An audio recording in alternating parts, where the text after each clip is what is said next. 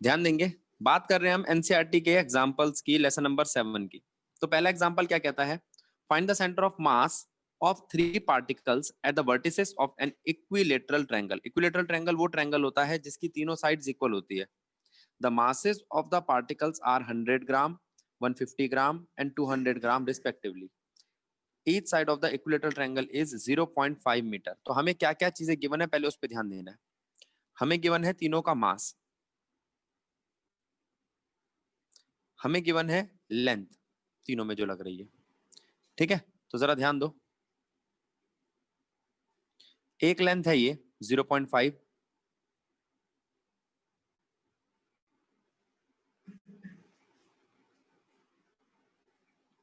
ये भी 0.5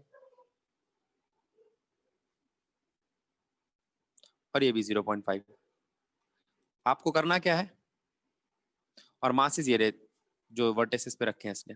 इसने इस तरीके से कोऑर्डिनेट्स पे मासेस रखे हैं कि एक मास तो आ रहा है 0 0 पे, ओरिजिन पे, मतलब कैलकुलेशन आसान हो जाए। उसका एक्स और वाई दोनों 0 है। देखो, एक मास ऐसी जगह रखा है जो एक्स एक्सिस पे ही आ रहा है, तो वाई 0 हो गया। और एक मास हमें निकालना पड़ेगा, तो बस एक ही कैलकुलेशन रह गई, वरना तीनों की कैलकुलेशन करनी पड़ती। ठीक है, तो अब मैं आपसे पूछूं ये लेंथ कितनी है, तो आप कहोगे भैया 0.5 मीटर, इसलिए इसका एक्स कितना हो गया 0.5। इस लेंथ के लिए वाई तो है नहीं, कोई हाइट तो है नहीं। ठीक है हर्ष, तो अगर मैं तीसरे वाले की बात करूं, ये जो बी है, इसमें एक हाइट भी है और एक लेंथ भी है, एक्स एक्सिस भी है, वाई एक्सिस भी है। एक्स एक्सिस तो साफ दिखाई दे रहा है 0.25, एक्स एक्सिस साफ दिखाई दे रहा है 0.25। वाई एक्सिस कितना है, चलो भाई देखते हैं वाई एक्सिस कितना है। हमने क्या करा है, ट्राइंगल लिया और पाइथागोरस लगा दी। ये मेरे पास है, ये मेरे पास है, तो क्या ये मेरे पास नहीं होना चाहिए? ठीक है, पाइथागोरस के कई सारे फॉर्मूले वो लगा लेंगे। ये कितना है, 0.5 का हाफ। इक्विलेटरल ट्रायंगल है तो 60 डिग्री होगा। अगर ये 60 डिग्री का एंगल है तो क्या आप इस पे साइन 60 लगा सकते हो?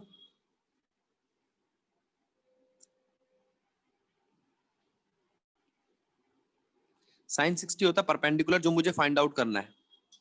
मैं इसका नाम रख रहा हूं M, B M divided by O B. B M कितना हो जाएगा, O B sine 60। O B है कितना, 0.5। साइन 60 कितना होता है, आई थिंक √3/2। तो हमारा काम चल गया, बी एम आ गया 0.25 √3 आ गया। तो बी एम आ गया, बी एम को मार्क करूं, ये है बी एम आपका जो भी निकाला है। ठीक है, अब बी एम क्या है, वाई। वाई दे रखा है, एक्स दे रखा है, किस पॉइंट का, बी पॉइंट का। किस पॉइंट का, तो बी पॉइंट पे मुझे दो चीजें मिल गई।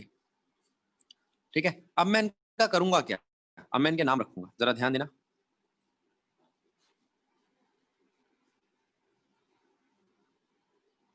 यहां पर नाम है ए पॉइंट के लिए x1 y1। कितना है भाई x1, 0, y1 कितना है 0। बी पॉइंट के लिए x2 y2। x2 कितना है, एक मिनट रुको, यहाँ पे ए नहीं ओ पॉइंट है, एनसीईआरटी ने इसे ओ लिख रखा है। बी पे x2 कितना है 0.25 और y2 0.25 √3 और ए पॉइंट पे 0.5 और 0। तो मेरे पास x1 y1 है, x2 y2 है, x3 y3 है और m1 m2 m3 है।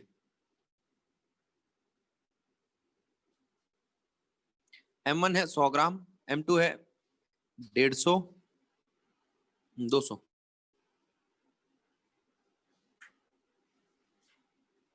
और m3 है 150 या 150।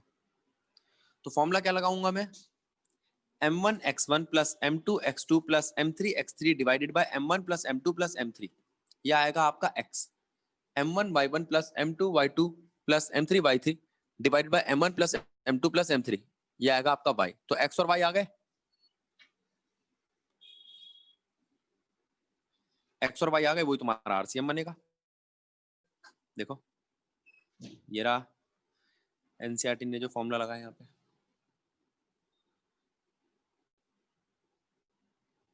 x y, y का इसने डायरेक्ट लिख दिया, लिखा नहीं, मैं लिख देता हूँ यहाँ पे एक्सप्रेशन।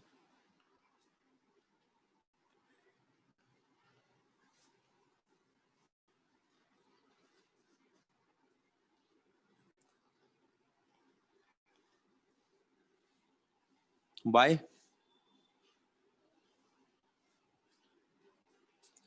और x और y को एक साथ लिख देंगे तो आ जाएगा आपका आरसीएम, x, y। क्वेश्चन खत्म। ये था एग्जांपल नंबर 7.1। अब बारी आती है एग्जांपल नंबर 7.2 की। ये एक प्लेन लैमिना है, ठीक है। इस प्लेन लैमिना पे इसकी अपनी एक शेप है। कैसी शेप है? ट्रायंगुलर शेप है। रेगुलर है, हाँ। प्लेन लैमिना का मतलब जिसमें मास का डिस्ट्रीब्यूशन इक्वल हो। तो वो कहता है find the centre of mass of a triangular lamina. देखो मैंने लिखा भी है, लैमिना के सामने क्या लिख दिया? इक्वल मास का डिस्ट्रीब्यूशन हो। तो यहाँ इस लैमिना में जो ट्रायंगुलर लैमिना था ना, इसके ट्रायंगल के वर्टिसेस है एम एन एम एल, ठीक है। और उनके 3 मीडियन बनाए, 3 मीडियन बनाए। एक बनाया एम क्यू, एक बनाया एन आर और एक बनाया एलपी, ठीक है। तीनों मीडियन जहां पे काट रहे हैं वो है सेंट्रॉइड। क्या है? ठीक है, वो है जी। अच्छा, आप जानते हो अगर मास बराबर हो तो सेंट्रॉइड यानी कि सेंटर ऑफ ज्योमेट्री और सेंटर ऑफ मास इक्वल हो जाते हैं। वो उसने कहा कैसे पता चलेगा? आप एक काम करो, छोटे छोटे टुकड़े करो, इसके स्लाइस करो। तो वो स्लाइस कुछ ऐसे हो सकते हैं, देखना। ये देखो, ये इसने स्लाइस कर रखे हैं, एनसीईआरटी ने लाइनें बनाई और कहा ये मैंने इसके टुकड़े कर दिए, ठीक है। टुकड़े करने पर जहां पर हर टुकड़े का मिड आ रहा था वो बना लाइन ऑफ सिमेट्री। ये इसकी line of symmetry yellow colour की दिखाई दे रही है। फिर इसने ऐसे ही टुकड़े करे एम एन की रिस्पेक्ट में, ये ऐसे ग्रीन कलर के टुकड़े कर दिए,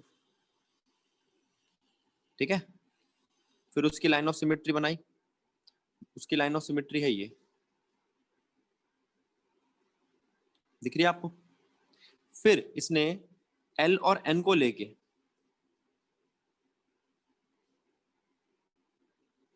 टुकड़े करे, फिर उसकी लाइन ऑफ सिमेट्री बनाई,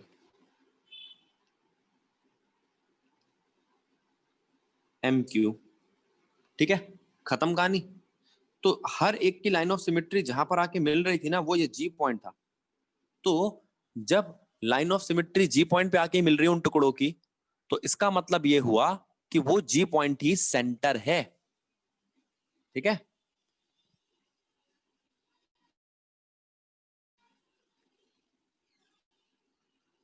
चलो ये बात समझ में आ गई। यही बातें यहां लिखी हुई है, खुद पढ़ लेना एक बारी। अब तीसरा क्वेश्चन क्या कहता है? तीसरा क्वेश्चन कहता है भाई हमने सेंटर ऑफ मास निकालना है एक यूनिफॉर्म एल शेप लेमिना का,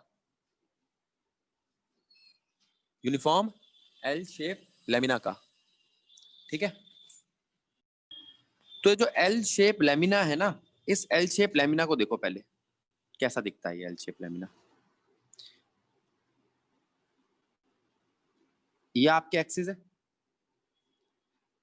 ये आपका एल शेप लेमिना है,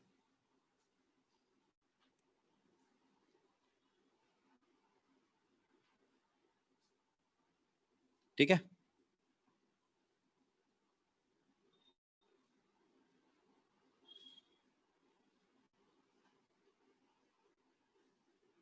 तो मैंने आपसे कहा भाई कितना डिस्टेंस है, जो एनसीईआरटी ने क्या रखा है, वो कह रहा है 2-2 मीटर।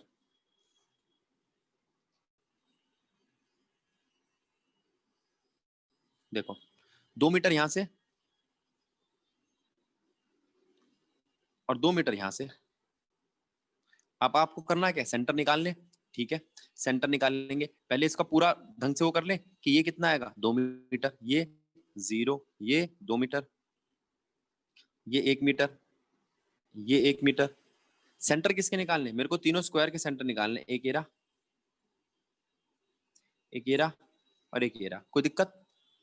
ये जो 3 पॉइंट बनाए ना, इन तीनों पॉइंट को जोड़ दो।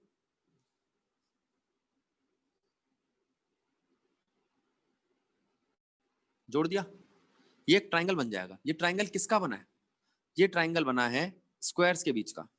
और इसका जो मिड पॉइंट आएगा असलियत में तो वो होगा इस एल शेप का सेंटर ऑफ मास। तो मैंने आपसे कहा कि भैया एक ये स्क्वायर लो, एक ये स्क्वायर लो और एक ये स्क्वायर लो। पहले तो आप इन स्क्वायर का मिड पॉइंट निकालो। तो आपने कहा भैया ये रहा मिड पॉइंट। अब इन तीनों मिड पॉइंट को अगर मैं यहां देखता हूं तो इनका एक परफेक्ट शेप बनाओ और फिर उसका मिड पॉइंट निकालो। अब जैसे कि अगर मैं आपसे कहूं ये एल शेप नहीं है, ये तो पूरा स्क्वायर है। ये पूरा स्क्वायर अगर यहां होता, मेरी बात सुनना, तो क्या ये नहीं बनता सेंटर ऑफ मास? लेकिन आपने क्या किया? आपने कहा भैया मैंने ये हटा दिया। डिलीट कहां से किया है? जहां से डिलीट किया वहां का मास कम हुआ, तो उसकी दूसरी तरफ शिफ्ट हो जाएगा। ये दूसरी तरफ शिफ्ट होगा। अगर मैंने यहां से डिलीट किया है तो सेंटर ऑफ मास कहीं यहां शिफ्ट होगा, इसलिए ये इधर शिफ्ट हुआ है। क्लियर? क्लियर? फॉर्मूला क्या लिखूंगा? इसका कोई मास होगा m1, इसका कोई मास होगा m2, इसका कोई मास होगा m3। लेकिन ये तो प्लेन लेमिना है। प्लेन लेमिना में m1 m2 m3 तीनों इक्वल होंगे। मैंने इसको नाम दे दिया m1 m2 m3। लेकिन प्लेन लेमिना में तीनों का मास इक्वल होगा।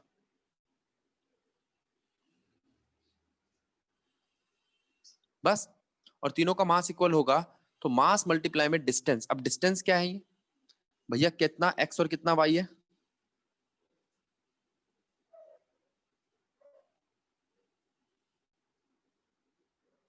इसका, इस पॉइंट का x और y देखो, m1 का मुझे दिखाई दे रहा है इसका x है 1 का भी आधा, यानी कि 0.5। ये 0.5 आएगा ना। और y कितना है?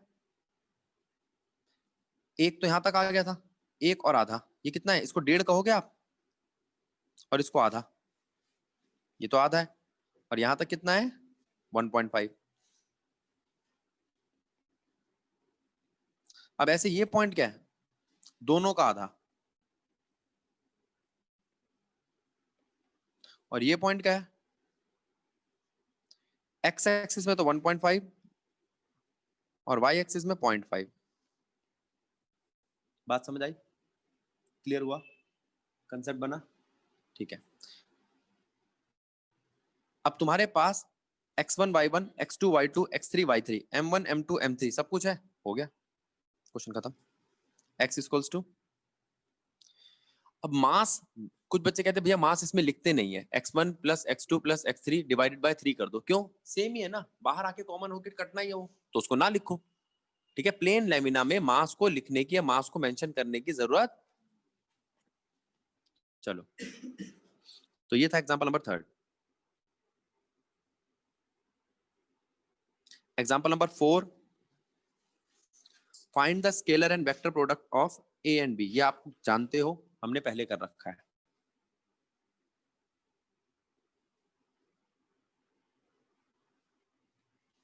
Example number 5, find the torque of force. बहुत साफ लिखा है, शायद दिखाई नहीं दे रहा होगा। Find the torque of force, force है 7I 3J 5K। ये आपकी फोर्स है 7I 3J 5K, जो एक्ट कर रही है। पोजीशन वेक्टर कितना है? I minus J plus K। ये है आपका पोजीशन वेक्टर x और ये है आपका फोर्स F। अगर F और x दियो तो उसका क्या करना है हमें? Cross product. टॉर्क निकालने के लिए क्या करना है? Cross product. निकाल दिया उसने, क्रॉस प्रोडक्ट कर दिया। ये देखो, ठीक। Example number 6, show that the angular momentum about any point of a straight. अब तो नहीं पढ़ पा रहा मैं।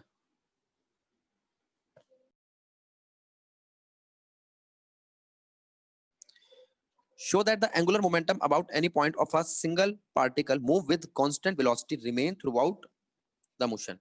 भाई जो एंगुलर मोमेंटम है वो हमेशा किसी एक पार्टिकल के लिए कांस्टेंट वेलोसिटी पे सेम रहता है. एंगुलर मोमेंटम होता है हमारा L.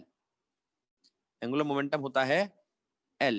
L होता है लीनियर मोमेंटम मल्टीप्लाई में R या MVR. ठीक है. तो हमने क्या किया, हमने केस लिया. यहां हम बात करेंगे बेटा परपेंडिकुलर डिस्टेंस की. परपेंडिकुलर डिस्टेंस की क्यों? क्योंकि ये R आपका परपेंडिकुलर डिस्टेंस था. याद करो मैंने बताया था फोर्स हो, एंगुलर फोर्स यानी कि टॉर्क या एंगुलर मोमेंटम, दोनों में ही हमारा जो फॉर्मूला बनता है वो होता है लीनियर फोर्स मल्टीप्लाई में परपेंडिकुलर डिस्टेंस या लीनियर मोमेंटम मल्टीप्लाई में. तो परपेंडिकुलर डिस्टेंस निकालेंगे. इसने कहा let the particle with velocity v. मान लो आपका जो पार्टिकल है वो v वेलोसिटी से पॉइंट p पर बैठा है. ये रहा p पॉइंट पर. At some instant t we want to calculate the angular momentum of the particle about an arbitrary point O. तो हम चाहते हैं उसका एंगुलर मोमेंटम निकालना इस पॉइंट O पर. ठीक है. ये क्या है? ये r डिस्टेंस है और ये r डिस्टेंस है और ये इसका परपेंडिकुलर डिस्टेंस है. याद रखना परपेंडिकुलर डिस्टेंस क्या बनेगा? साइन. ठीक है. अच्छा, तो वो कहता है OM एक परपेंडिकुलर डिस्टेंस है. फिर लिख दिया इसने the angular momentum is L. L यहाँ पर जिसने ये जो कर रखा है ना बोल्ड लेटर में, इसका मतलब ये वेक्टर है. Is equals to R vector multiply में mass into velocity vector. Its magnitude is MVR sin theta where theta is the angle between R and V as shown in figure. ठीक है. तो the particle change position with time t. जैसे कि आप देख रहे हो कि पार्टिकल अपनी पोजीशन चेंज करता है t टाइम के साथ. तो जो डायरेक्शन है v की वो सेम रहती है किसके लिए? साइन, उसके साइन कंपोनेंट के लिए. तो उसने ले लिया OM को. OM है आपका R sin थीटा. Further the direction of L is perpendicular to the plane R and V. और ये और दिखाई दे रहा है कि जो तुम्हारा L है वो परपेंडिकुलर है R के भी और V के भी और पेपर से. तो हम यहाँ कह सकते हैं कि अगर L की वैल्यू सेम रहती है तो वो डिपेंड करती है R के साइन थीटा पे. ठीक है. जो क्वेश्चन ने हमसे मांगा था. समझ में आ गया? नेक्स्ट क्वेश्चन है.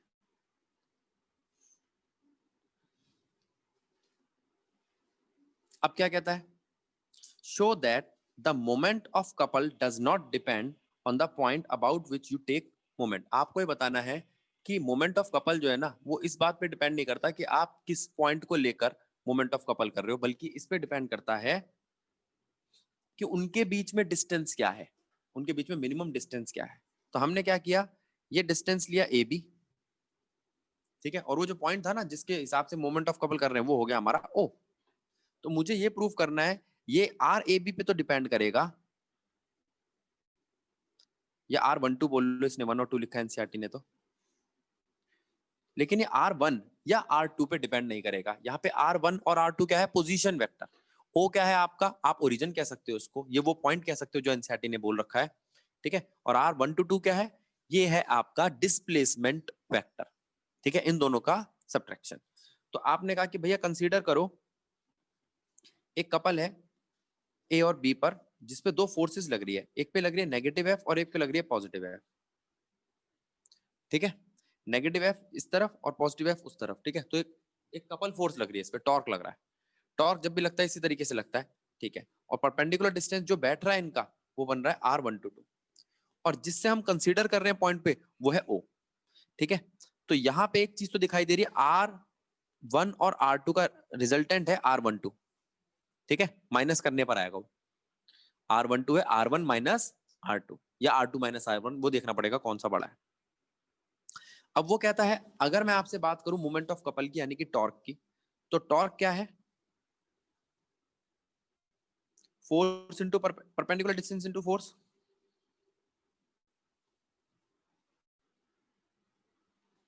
वेक्टर फॉर्म में वही ले लिया. एक के परपेंडिकुलर डिस्टेंस है R1, फोर्स है माइनस का F. एक के परपेंडिकुलर डिस्टेंस है R2 और फोर्स है F.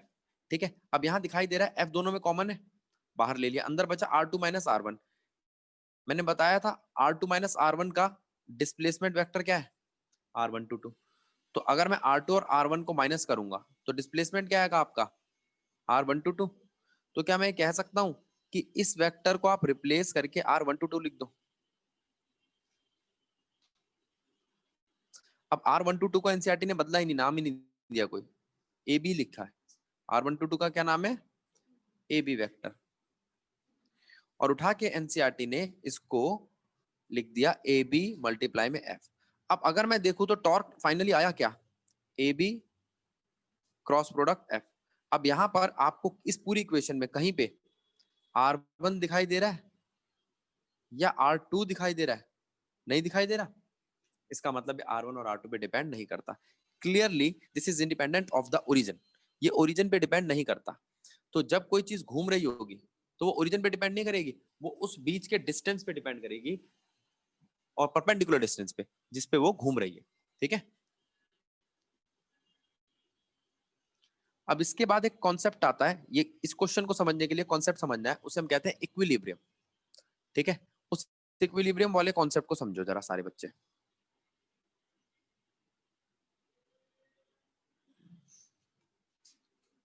ध्यान देना। मान लो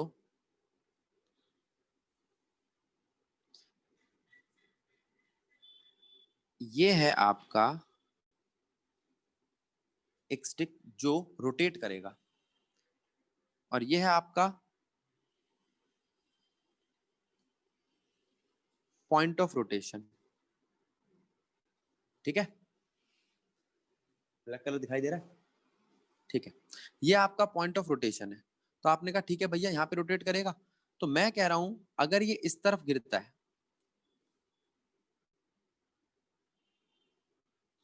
तो इसके ऑपोजिट में इधर फोर्स लगेगी। तो ये कैसे बैलेंस करेगा, क्लॉकवाइज और एंटी क्लॉकवाइज में। पहले वाले को हम कह रहे हैं एंटी क्लॉकवाइज फोर्स और दूसरे वाले को कह रहे हैं क्लॉकवाइज फोर्स। ठीक है, कोई दिक्कत। तो ये चीज ऐसे ऐसे घूम रही है, देख रहे हो, ये चीज जो ऐसे है ना, ये एक बार इधर जाती है एक बार इधर जाती है। तो इस पॉइंट पर ये ऐसे और ऐसे रोटेट कर रही है। ठीक है, पूरा सर्कल नहीं ले रही है, आधा ही ले रही है। अच्छा, जब ये रोटेट कर रही है तो यहाँ दो तरीके की फोर्स लग रही है। अगर मैं आपसे कहूं जो फोर्स लग रही है क्लॉकवाइज, वो इक्वल है जो फोर्स लग रही है एंटी क्लॉकवाइज के। जो फोर्स लग रही है क्लॉकवाइज वो इक्वल है जो फोर्स लग रही है एंटी क्लॉकवाइज के। तो ये कंडीशन या स्टेज है इक्विलिब्रियम की। ठीक है, तो ये तो हुआ टॉर्क वाला इक्विलिब्रियम।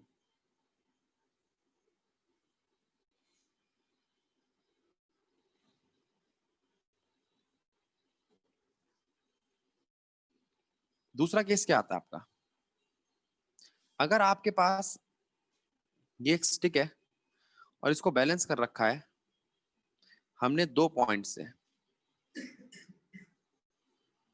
एक ये एक ये।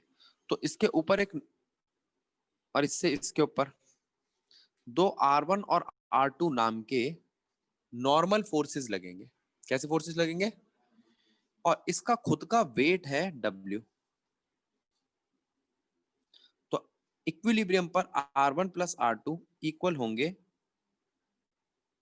W के। ठीक है, ये भी इक्विलिब्रियम का केस है। वो टॉर्क के इक्विलिब्रियम का केस था, ये नॉर्मल हम जानते हैं। ऐसे इक्विलिब्रियम के केस हमने फ्रिक्शन वगैरह केस में भी देखे थे। अगर कोई चीज रुकी हुई है तो स्टैटिक फ्रिक्शन कभी mg साइन थीटा के इक्वल होता था, कभी किसी और चीज के या अप्लाइड फोर्स के इक्वल होता था, करा था हमने। ठीक है, ऐसा टेंशन में भी देखा था हमने। अब आगे चलते हैं, अब इस एग्जांपल को देखेंगे सारे बच्चे, ध्यान देंगे क्या कह रहा है एग्जांपल।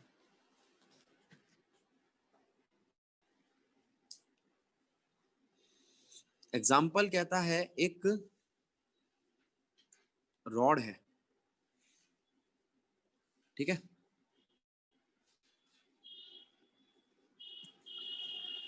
उस रॉड, वो रॉड जो है ना, मेटल की एक बार है, वो 70 सेंटीमीटर लंबी है।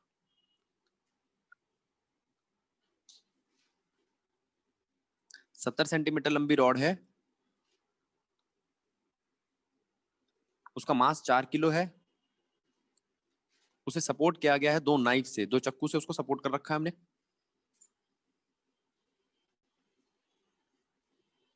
ठीक, ये देखो ये रॉड,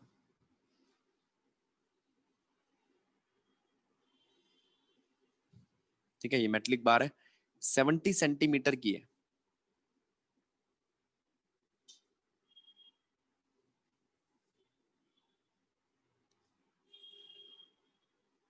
बिल्कुल बीच में से ये 35 सेंटीमीटर इधर और 35 सेंटीमीटर उधर जाती है।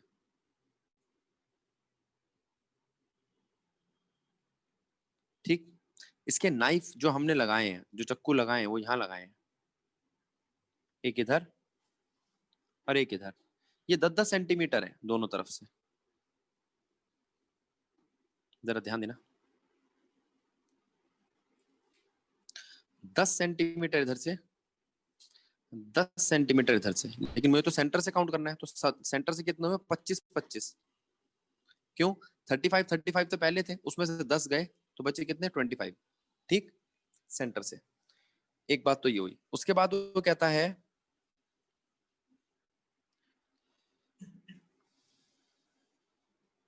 एक 6 किलो का वेट सस्पेंड किया गया 30 सेंटीमीटर पे किसी एक एंड से।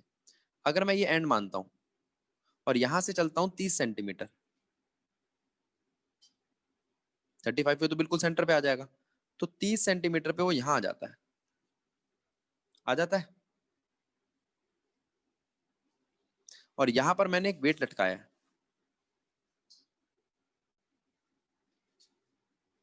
W डैश, और यहां पर किसका वेट है? इस रॉड का, W। ऊपर क्या लग रहा है? इस नाइफ के नॉर्मल, R1 और R2। अब इस फिगर को देखो आप, यहां पर ऊपर जाने वाली 2 फोर्सेज है, R1 R2, और नीचे जाने वाली 2 फोर्सेज है, W और W डैश। इक्विलिब्रियम पर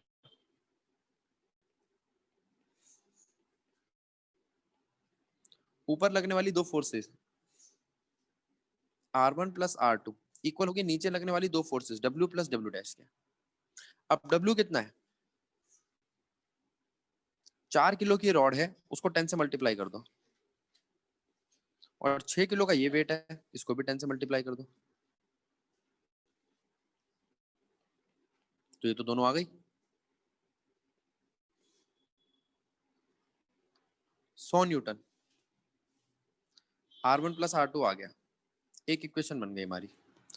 अब हम बात करेंगे घूमने की, यानी कि वही टॉर्क की, वही घूम रोटेट करने की। अब एक बात बताओ, इस केस में अगर एक चक्कू हट जाए, नाइफ 1 है, इसको मैं K1 नाम दे रहा हूं, और ये नाइफ 2 है, इसको K2 नाम दे रहा हूं। अब जरा आपको समझना पड़ेगा, मान लो ये है और इसका मैं नाइफ हटा दूं तो इधर गिरेगा, और ये है और इसका ये नाइफ हटा दूं तो इधर गिरेगा। ठीक है, अगर इस पूरी बार का ये वाला नाइफ मैं रिमूव कर दूं तो ये बार इधर जाएगी, ठीक है, और इस पूरी बार का ये वाला नाइफ अगर मैं रिमूव कर दूं तो ये बार इधर जाएगी। तो ये बार या तो इधर जाएगी या इधर जाएगी, कब? जब हम इस नाइफ को रिमूव करेंगे। ठीक है, तो इसका मतलब इस नाइफ से ये रुका हुआ है। क्लॉकवाइज और एंटी क्लॉकवाइज टॉर्क, टॉर्क क्या होता है? फोर्स इनटू डिस्प्लेसमेंट, है ना? तो फिर से वही, एट इक्विलिब्रियम या at rotational equilibrium, rotational equilibrium के वक्त क्या हम ये कह सकते हैं कि टॉर्क जो लगेगा क्लॉकवाइज वो इक्वल होना चाहिए टॉर्क जो लगेगा एंटी क्लॉकवाइज के? अब देखते हैं कौन सा टॉर्क है और कैसे पैदा हो रहा है। जो ये क्लॉकवाइज वाला टॉर्क है, ये आ रहा है इस R2 के, यानी कि इस नाइफ के हटने पर, इस R2 के इस डिस्टेंस से मल्टीप्लाई होने पे 25 सेंटीमीटर, R2 मल्टीप्लाई में 25 सेंटीमीटर। और जो एंटी क्लॉकवाइज है वो कहां से आ रहा है? वो इस वाले नाइफ के हटने पर आ रहा है, इस नाइफ के हटने पर ये इधर गिर जाएगा। R1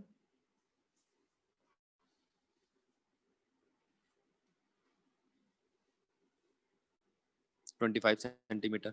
अच्छा, R2 और R1 दोनों सेम डिस्टेंस पे थे, इसलिए ये 25 सेंटीमीटर सेम है, कोई दिक्कत? लेकिन एक वेट भी तो है वहां, W डैश। R1 की तरफ एक वेट है, वो माइनस होगा। क्यों? जो नाइफ है वो ऊपर की तरफ एक R1 पैदा कर रहा है, एक नॉर्मल पैदा कर रहा है, लेकिन ये वेट किस तरफ है, ऊपर की तरफ है नीचे की तरफ? तो ये इस वेट का कोई डिस्टेंस है, हाँ 5 सेंटीमीटर है। ये वेट एक एंड से 30 सेंटीमीटर पे था, सेंटर 35 सेंटीमीटर पे है, तो डिस्टेंस कितना हुआ? 5 सेंटीमीटर। बना के दिखाता हूं। अगर ये 35 सेंटीमीटर है, ठीक है, और इसके 30 सेंटीमीटर पे तो ये वेट रखा हुआ है, तो ये डिस्टेंस कितना हुआ? 5 सेंटीमीटर हुआ। तो क्या आप कह सकते हो R2 25 सेंटीमीटर माइनस R1, नहीं माइनस इधर मत करो, R1 25 centimetre minus R2 25 centimetre is equals to W dash 5 centimetre. अब 5 तो मैं काट दूंगा, दिखाई दे रहा है, 25 और 5 कट जाएंगे, कट जाएंगे, फिर 5 बाहर आ जाएगा, बचेगा R1 minus R2। W dash कितना था? 60, ये भी कट जाएगा, तो R1 माइनस R2 कितना आएगा? 60/5 यानी कि 12। एक इक्वेशन तो भैया आप ये बना लो, कोई दिक्कत? और एक इक्वेशन ऊपर बना रखी है, तो आपके पास दो इक्वेशन आ गई। ऑन एडिंग इक्वेशन 1 एंड 2 आपको मिलेगा R1, फिर उसको पुट कर देना तो मिल जाएगा आपको R2। यहां ये वाला क्वेश्चन समाप्त। रिकॉर्डिंग स्टार्ट कर दे बेटा। क्वेश्चन देखो क्या कहता है। एक 3 मीटर लंबी लैडर है जिसका वेट दे रखा है आपको 20 kg, लीन करती है एक फ्रिक्शन लेस वॉल पे। पहले वॉल देख लो, ये फ्लोर है, ठीक है, 3 मीटर लंबी लैडर है, ये रही लैडर, वो इस वॉल पे लाई करती है, ये वॉल है आपकी,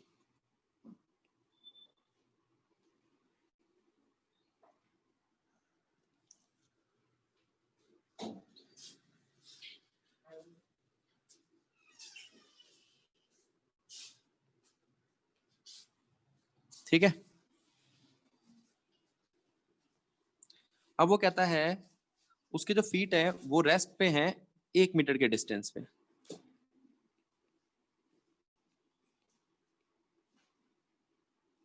अच्छा, तो ये डिस्टेंस आपका आता है 2√2।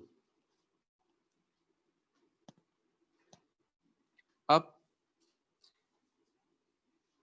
एक तो उसका वेट आएगा सेंटर से, एक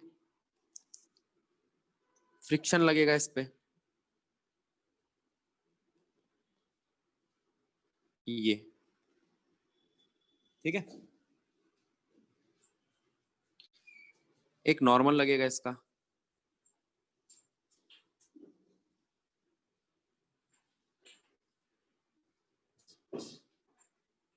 फ्रिक्शन और नॉर्मल का रिजल्टेंट यहां बनेगा,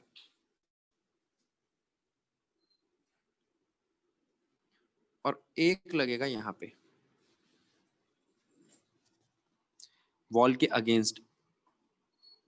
इसको नाम दे रहा हूं मैं F1, इसको नाम दे रहा हूं F2, ठीक है। अब देखो क्या क्या दिया हुआ है आपको। मास लैडर का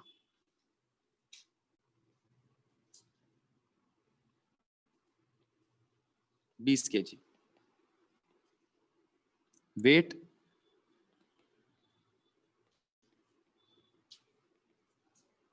1 mg,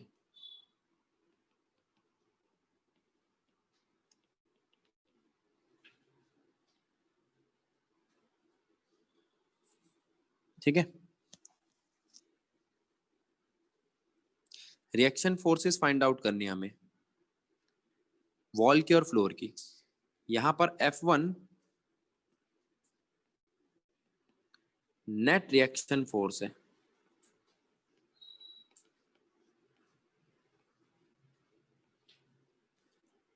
फ्लोर की, और F2 नेट रिएक्शन फोर्स है वॉल की। अब हम यहां ध्यान देते हैं, जो नॉर्मल है वो ऊपर लग रहा है और जो वेट है वो नीचे लग रहा है, तो इक्विलिब्रियम पे ये दोनों इक्वेट करेंगे।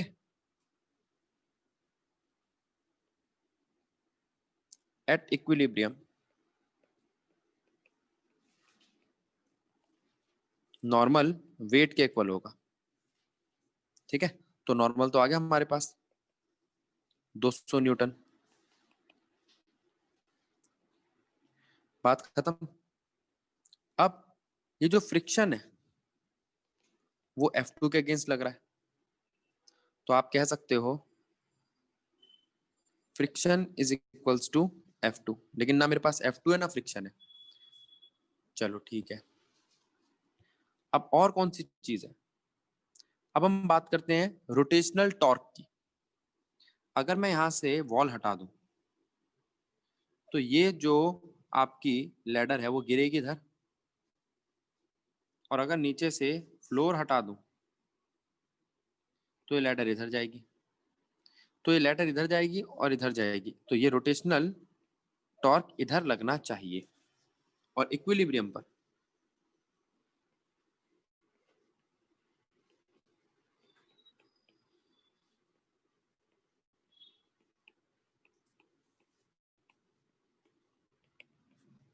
रोटेशनल इक्विलिब्रियम के लिए हम ये कह सकते हैं जो लैडर का वेट है और जो उसका डिस्टेंस है इस पॉइंट से जहां से रोटेट करेगा वो देखो कितना है। अगर ये टोटल डिस्टेंस 1 मीटर है तो इसका आधा आएगा आपका 0.5 मीटर। ये बात ठीक है। और अगर मैं इसकी बात करूं इस वॉल की, ये वॉल 2√2 डिस्टेंस की है और लैडर हटेगी तो यहां से गिरेगी, ये वॉल हटेगी तो लैडर इधर गिरेगी इस तरह क्लॉकवाइज। तो आप कह सकते हो यहां पर F2 मल्टीप्लाइड बाय 2√2। तो एक बना आपका ये क्लॉकवाइज और एक बना आपका ये एंटी क्लॉकवाइज। क्लॉकवाइज में F2 फोर्स जो है वो 2√2 से मल्टीप्लाई हो रहा है और एंटी क्लॉकवाइज में ये जो वेट W है वो इस 0.5 से डिस्टेंस से मल्टीप्लाई हो रहा है। तो यहां से मुझे दिखाई दे रहा है F2 आ जाएगा, F2 आएगा W 0.5 डिवाइडेड बाय 2√2।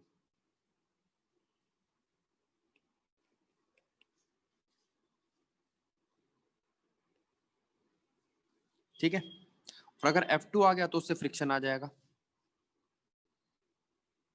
जो फ्रिक्शन है वो इक्वल है F2 के। ठीक है, फ्रिक्शन इक्वल है F2 के, तो F2 आ जाएगा तो उससे फ्रिक्शन आ जाएगा। मुझे निकालना है F1, और F1 है इस फिगर के अंदर under root of n² plus F²।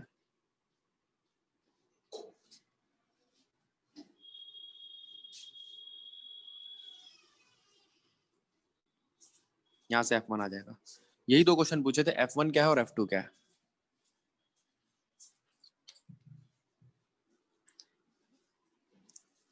इस क्वेश्चन में आपसे दो रिएक्शन पूछी थी, एक वॉल की एक फ्लोर की, वो दोनों निकल गई। यहाँ पे करा क्या हमने, दो इक्विलिब्रियम लगाए, एक ये और एक रोटेशनल। ठीक है, समझ लो इसको 1 मिनट।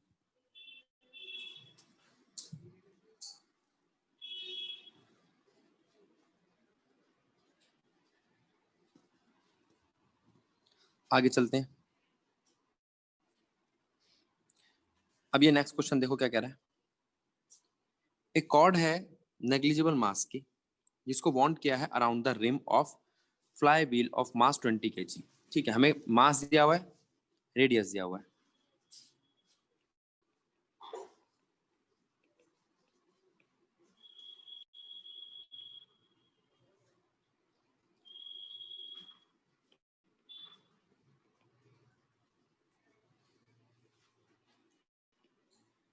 ठीक है,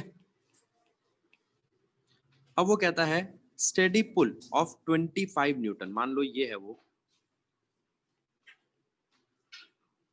जिसके ऊपर एक इस तरीके से वायर जा रही है और इस पे आप एक स्टेडी पुल लगा रहे हो 25 न्यूटन का। ये रेडियस है।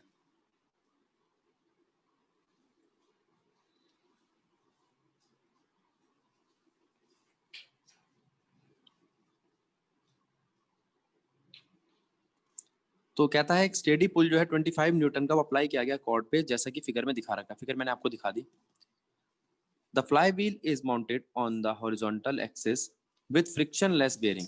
ठीक है, ये जो फ्लाई व्हील है ना, इसको आपने दीवार से एक इस तरीके से कनेक्ट किया हुआ है। ठीक है, compute angular acceleration of the wheel. एक तो एंगुलर एक्सेलरेशन निकालो। ठीक है, निकाल लेंगे। दूसरा, find the work done by pulling by the pull when 2 metre of the cord is unwound. ठीक है, तो एक तो आपको अल्फा निकालना है और एक आपको वर्क डन निकालना है। अब अल्फा के लिए क्या करेंगे? हम जानते हैं टॉर्क का एक फॉर्मूला है, आई अल्फा। आई क्या, यहाँ पे moment of inertia. Moment of inertia होगा mr²। रेडियस है हमारे पास, अल्फा हमें फाइंड आउट करना है। टॉर्क का एक और फॉर्मूला है, फोर्स इनटू परपेंडिकुलर डिस्टेंस।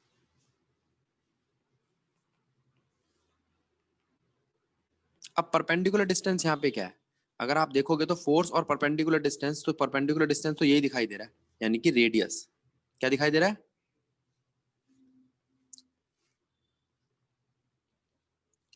ठीक है, तो टॉर्क है एफ आर, और एफ आर इक्वल है mr² अल्फा के। ठीक है, तो अल्फा क्या आएगा आपका? F by M R. Mass है हमारे पास, फोर्स 25 न्यूटन का लग रहा है,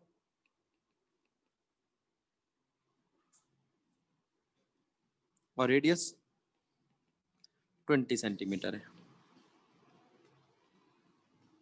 तो यहां से अल्फा तो आ गया, आ गया गुंजन। अब बात आती है वर्क डन की। वर्क डन क्या है बेटा? वर्क डन होता है फोर्स इनटू डिस्प्लेसमेंट। फोर्स है हमारे पास, डिस्प्लेसमेंट वो कह रहा है इसमें 2 मीटर का करो। वर्क डन बताओ, आ गया? एक और पार्ट है,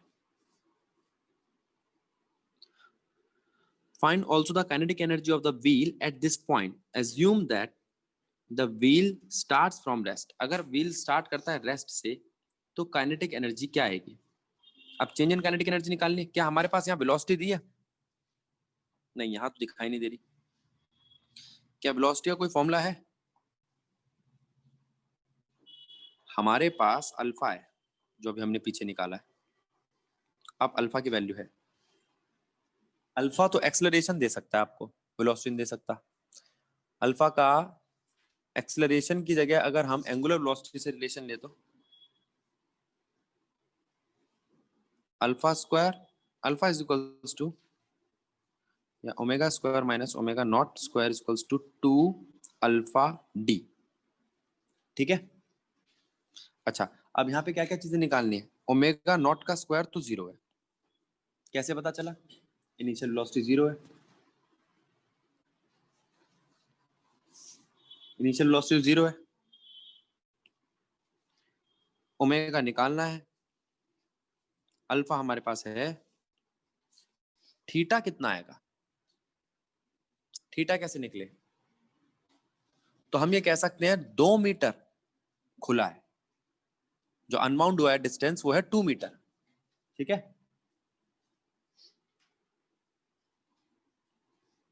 जो थीटा खुला है वो है 2 मीटर, तो 2 मीटर के हिसाब से एंगल कितना आएगा या डिस्टेंस कितना आएगा वो कैसे पता चलेगा?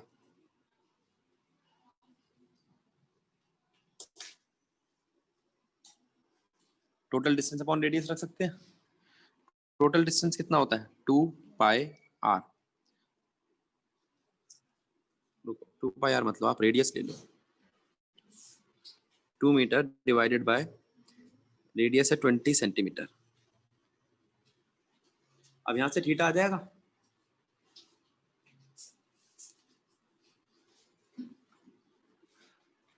थीटा आ गया।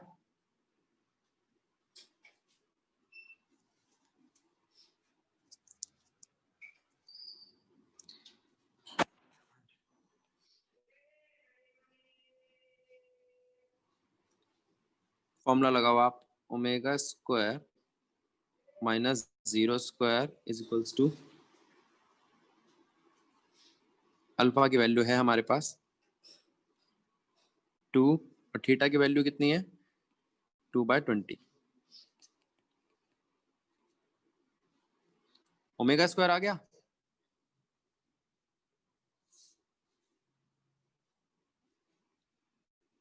हमें क्या निकालना था? क्वेश्चन ही खो गया, काइनेटिक एनर्जी निकालनी थी। अब काइनेटिक एनर्जी के लिए वेलोसिटी चाहिए, या आई अल्फा स्क्वायर लगा दो,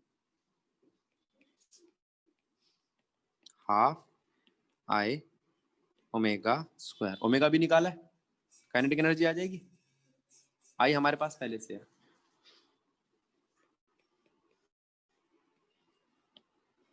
चलो। तो वो कह रहा है काइनेटिक एनर्जी निकालो। क्या काइनेटिक एनर्जी जो हमने निकाली है अभी और जो वर्क डन किया था वो बराबर है? वर्क डन काइनेटिक एनर्जी के इक्वल आता है यहाँ से। इसका मतलब क्या हुआ? चेंज इन काइनेटिक एनर्जी और वर्क डन इक्वल है, ठीक है। हमने क्या क्या किया जरा ध्यान दो, इस वाले क्वेश्चन में थोड़ा लंबा क्वेश्चन था। एक तो वर्क डन निकाला, वर्क डन तो फोर्स इनटू डिस्प्लेसमेंट से निकाल लिया, लेकिन काइनेटिक एनर्जी निकालने के लिए क्या किया? काइनेटिक एनर्जी निकालने के लिए हमने एक फॉर्मूला लगाया, omega square minus omega naught square equals to 2 alpha theta. Omega naught square तो उसने बोल दिया इनिशियल वेलोसिटी 0 है उसकी, ओमेगा स्क्वायर हमारे पास था नहीं, अल्फा हमारे पास था, हम पिछले क्वेश्चन में निकाला है, थीटा हमारे पास डिस्प्लेसमेंट अपॉन में रेडियस वो रखा और काइनेटिक एनर्जी निकाल दी। क्लियर हुआ? तो ये था आपका 15th question. Ready?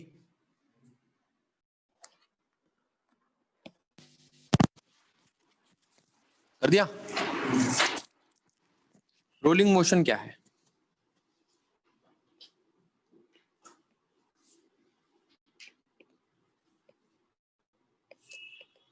Rolling motion में दो चीजें आती हैं बेटा आपकी, ट्रांसलेशन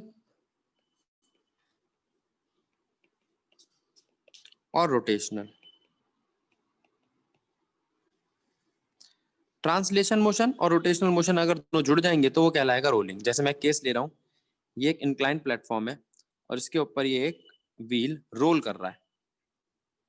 अच्छा जी, रोल कर रहा है, तो ये रोल करते वक्त ये रोल भी रोटेट भी कर रहा है और सीधा भी चल रहा है। दो मोशन हो गए, ये ट्रांसलेट भी कर रहा है और रोटेट भी कर रहा है। तो रोटेट करते वक्त इसकी एंगुलर वेलोसिटी लगेगी और सीधा चलते वक्त इसकी वेलोसिटी लगेगी। रोटेट करते वक्त इसमें एक्सेलरेशन अल्फा आएगा और सीधा चलते वक्त ए आएगा। तो इन दोनों को जब हम एक साथ देखते हैं तो इसे रोलिंग कहते हैं। अगर मैं आपसे पूछूं kinetic energy of rolling motion तो वो क्या आएगी? रोलिंग मोशन की काइनेटिक एनर्जी क्या है? तो वो होगी काइनेटिक एनर्जी ट्रांसलेशन की प्लस काइनेटिक एनर्जी रोटेशन की। देखते हैं क्या है।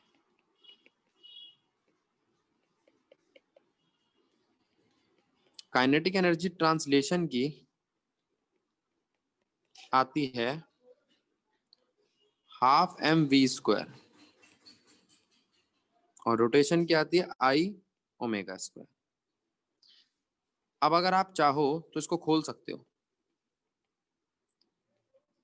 मोमेंट ऑफ इनर्शिया होता है एम के स्क्वायर, के है यहाँ पे रेडियस ऑफ जायरेशन, और ओमेगा होता है we bye are.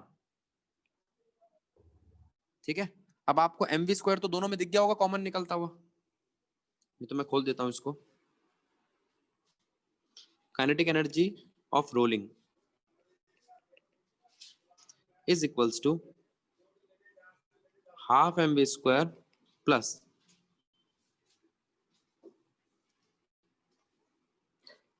Half m k square v square by r square.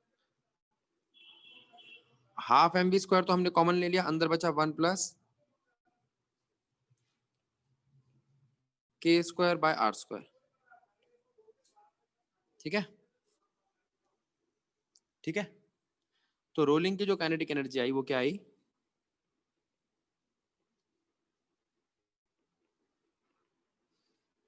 ये फॉर्मूला बन गया।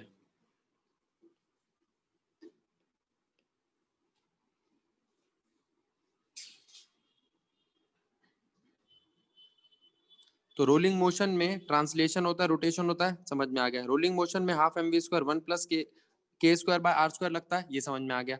और के की वैल्यू चेंज होती रहती है। ये हमने कब बताया था, जब आपको बताया था मोमेंट ऑफ इनर्शिया, उसकी एक टेबल कराई थी, याद करो ये। तो यहां पर अगर एक सर्कुलर रिंग है तो उसके लिए आर स्क्वायर है, एक थिन रॉड है तो एल स्क्वायर बाय 12 है, एक डिस्क है तो आर स्क्वायर बाय 2 है, सिलेंडर है तो वो होलो है या सॉलिड है उस पर डिपेंड करता है, और स्फेयर है तो 2/5 आर स्क्वायर है। ये बात ठीक है। अब इसी पे हम एक क्वेश्चन देखेंगे, जरा सारे बच्चे ध्यान दो। क्या कहता है क्वेश्चन?